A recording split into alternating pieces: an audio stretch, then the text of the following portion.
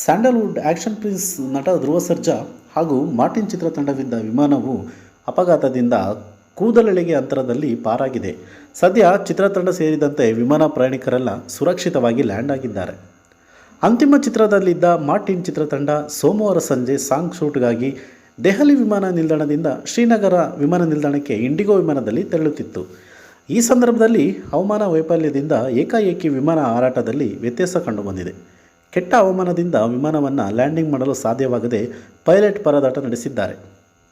ಚಿತ್ರತಂಡ ಸೇರಿದಂತೆ ವಿಮಾನದಲ್ಲಿ ಪ್ರಯಾಣಿಕರೆಲ್ಲ ಗಾಬರಿಯಾಗಿದ್ದಾರೆ. ಸೀಟ್ಗಳು ನಡುಗಿದ ಅನುಭವವಾಗ್ತಿದೆ. ಕುಳಿತಿದ್ದ ಸ್ಥಳದಲ್ಲಿಯೇ ಪ್ರಯಾಣಿಕರು ಜೀವ ಉಳಿಸಿಕೊಂಡ್ರೆ ಸಾಕಪ್ಪ ಎಂದು ಪ್ರಾರ್ಥನೆ ಮಾಡಿದ್ದಾರೆ. ಕೊನೆಗೆ ಪೈಲಟ್ನ ಸಮಯ ಪ್ರಜ್ಞೆಯಿಂದ ವಿಮಾನವು ಸುರಕ್ಷಿತವಾಗಿ ಲ್ಯಾಂಡ್ ಆಗಿದೆ.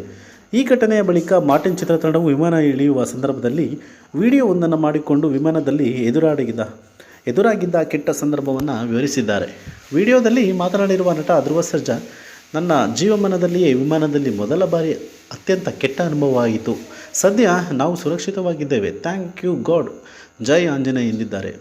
ಇನ್ನು ಈ ವಿಡಿಯೋದಲ್ಲಿ ಚಿತ್ರದ ನಿರ್ದೇಶಕ AP ಅರ್ಜುನ್, ನೃತ್ಯ ಸಂಯೋಜಕ ಇಮ್ರಾನ್ ಸರ್ದಾರಿಯಾ ಸೇರಿದಂತೆ 15ಕ್ಕೂ ಹೆಚ್ಚು ಮಂದಿ ಇದ್ದಾರೆ.